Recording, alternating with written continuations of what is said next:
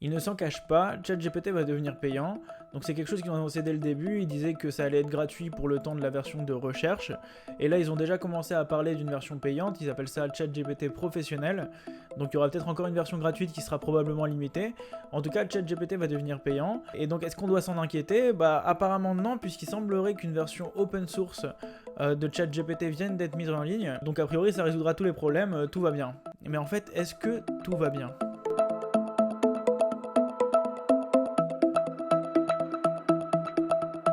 Alors il n'y avait pas le choix, il fallait que je sorte une vidéo sur ChatGPT.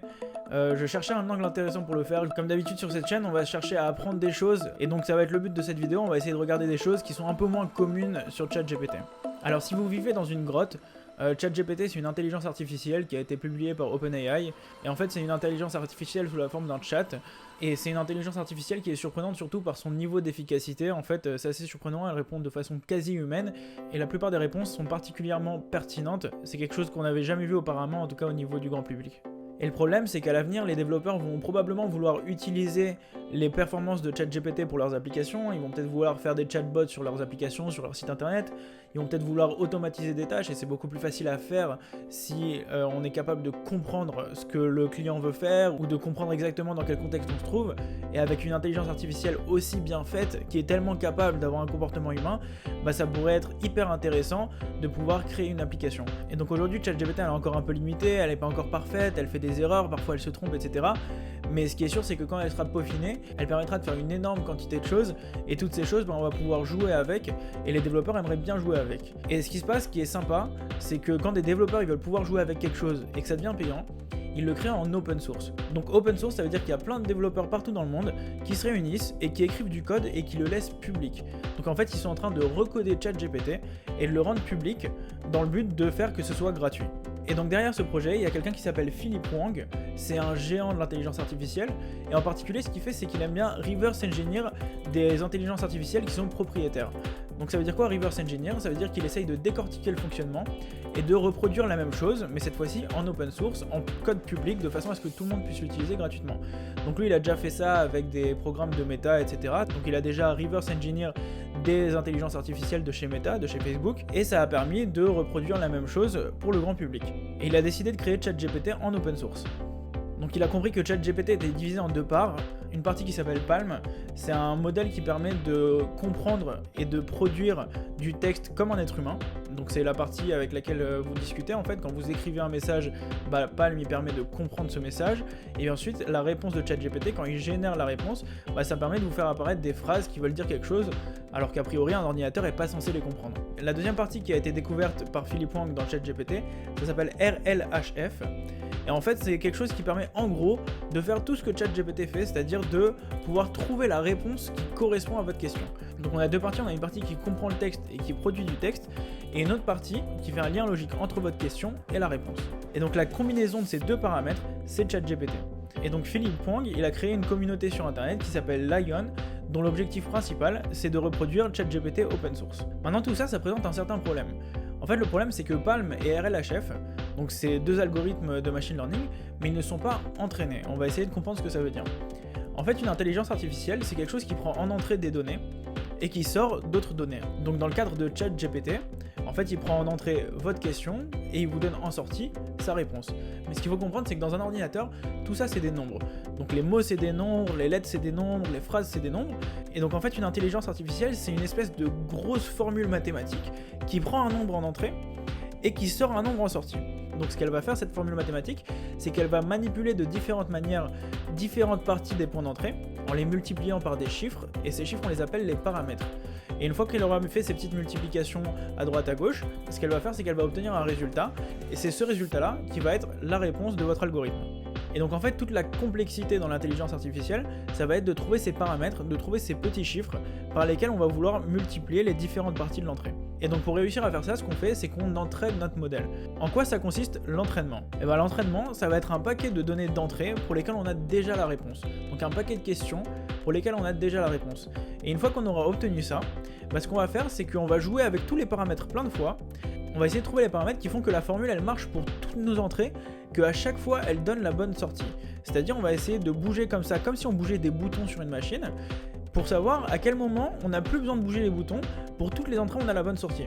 Et une fois qu'on a cet algorithme là, une fois qu'on a cette grosse formule mathématique là, on va se dire ok, donc ça marche pour nos questions qu'on avait déjà préparées, donc on part du principe que ça marchera aussi pour les questions qu'on n'a pas préparées. Ça c'est ce qu'on appelle le training, l'entraînement du machine learning. Donc on lui a fait apprendre sur internet à peu près tous les domaines qu'on pourrait imaginer, et de cette manière, ChatGPT est capable de nous répondre à toutes les questions qu'on pourrait se poser. Et donc c'est bien ça le problème avec notre version open source de ChatGPT, c'est que le modèle n'est pas entraîné. C'est-à-dire qu'on a l'algorithme, on a la grosse formule mathématique, mais on n'a pas les petits chiffres, on n'a pas les petits paramètres. Et donc ce qu'il faut, c'est qu'il va falloir l'entraîner. Il va falloir lui donner un paquet de données à manger pour pouvoir apprendre et ensuite faire le travail de ChatGPT. Et en fait le problème c'est que ça, c'est la partie la plus dure à faire quand on crée une intelligence artificielle. Parce que déjà il faut avoir des données, il faut avoir énormément de données, on sait que ChatGPT s'est entraîné sur beaucoup de données. Par exemple, on sait que Wikipédia en entier sur ChatGPT, ça correspond à 0,8% de toutes les données que ChatGPT a pu ingurgiter pour faire son apprentissage. Et donc on voit bien qu'il y a énormément de données, et donc c'est difficile de trouver ces données, en général les données ça coûte de l'argent. Et la deuxième chose, c'est que ça coûte aussi du temps de calcul, ça coûte des ordinateurs qui doivent travailler pour faire cet entraînement, pour faire cette modification de nombre jusqu'à trouver le meilleur nombre, les meilleurs chiffres, pour pouvoir sortir la meilleure formule mathématique. Et donc l'entraînement c'est quelque chose de difficile, et puis bon, après on peut partir du principe que la communauté va y arriver parce qu'il suffit de réunir de l'argent, et souvent derrière la communauté open source il y a souvent des gens qui travaillent, il y a souvent des gens qui donnent de l'argent, souvent des entreprises qui ont un intérêt à ce que ça marche, mais en tout cas ce qui est sûr c'est qu'on pourrait obtenir un modèle. Et donc a priori c'est plutôt rassurant, on se dit qu'on va vraiment avoir un ChatGPT gratuit. Mais est-ce que c'est vraiment rassurant ?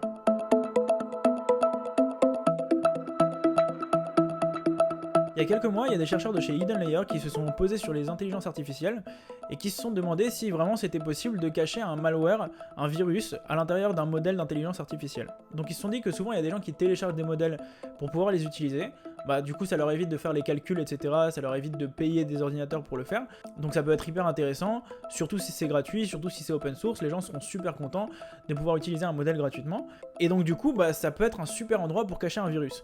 Et donc ce qu'ils se sont dit c'est, est-ce qu'on peut créer un modèle qui marche ? Par exemple, est-ce qu'on pourrait créer un modèle de ChatGPT qui marche, un modèle qui a tous les bons chiffres dans la formule pour pouvoir bien répondre aux questions qu'on pourrait lui poser comme ChatGPT le fait, et à la fois ce modèle il marche d'un côté mais aussi il cache un virus, ça veut dire qu'une fois qu'on le lance, eh bien en plus de faire le bon travail, il fait aussi de la récupération d'informations, il prend le contrôle de votre ordinateur, etc. Et ils ont remarqué qu'en fait c'était possible. Tout simplement parce qu'aujourd'hui on utilise des outils pour créer des intelligences artificielles. Et donc ces outils en fait quand ils stockent un modèle, quand ils stockent la grosse formule mathématique, ils ont une très grande précision pour les nombres dont je vous parlais, pour les paramètres du modèle. Et en fait cette précision, elle est trop élevée. Ça veut dire que si on change un tout petit peu les derniers chiffres après la virgule qui sont enregistrés, le modèle ça change pas beaucoup son comportement. Donc par exemple si je change le 6e chiffre après la virgule dans un nombre dans un modèle, ou si je le fais même dans tous les nombres, et en fait ça va pas vraiment changer le comportement de l'intelligence artificielle, elle va répondre aux questions à peu près de la même manière. Et donc ça déjà ça permet de cacher des données. Ça permet de cacher un petit peu de données, c'est pas énorme, mais quand on sait qu'il y a 540 milliards de paramètres, donc de petits nombres dans l'intelligence artificielle de ChatGPT, on sait que ça peut suffire. Donc en fait c'est super, on a réussi à stocker des données à l'intérieur d'un modèle, mais pour l'instant ça sert à rien, on n'arrive pas à exécuter du code, on n'arrive pas à faire ce qu'on veut, on n'arrive pas à lancer un virus sur l'ordinateur. Mais en fait il y a une deuxième partie. Quand on sauvegarde un modèle, on a tendance à le compresser. Et donc en fait ce qui se passe c'est que si ensuite vous allez charger un modèle, donc vous allez charger tous les paramètres de la formule pour pouvoir lancer votre algorithme de machine learning, ce qui va se passer c'est que vous allez le décompresser.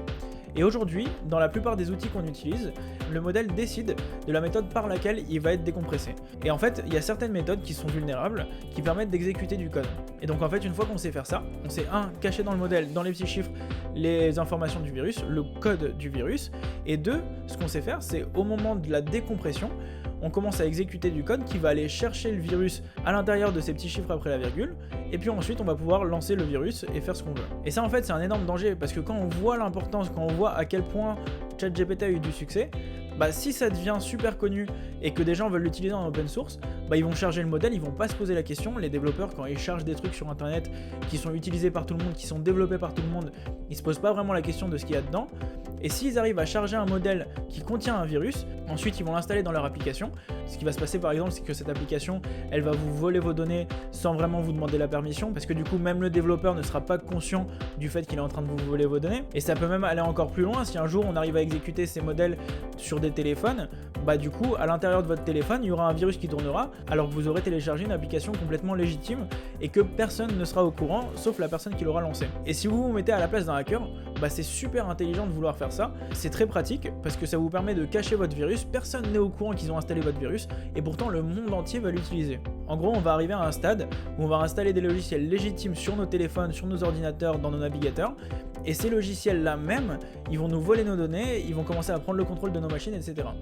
Donc pour l'instant on n'y est pas encore, on espère que ça n'arrivera pas, on espère qu'on va se protéger contre ces choses là, mais en tout cas ce qui est sûr c'est qu'il faut être sur nos gardes, il faut faire attention à ce qu'on installe, et aussi quand on est développeur il faut faire attention à ce qu'on installe dans nos applications et à ce qu'on utilise, les librairies qu'on utilise et éventuellement les modèles qu'on va utiliser quand on décidera de télécharger des modèles open source pour pouvoir intégrer de l'intelligence artificielle à nos applications.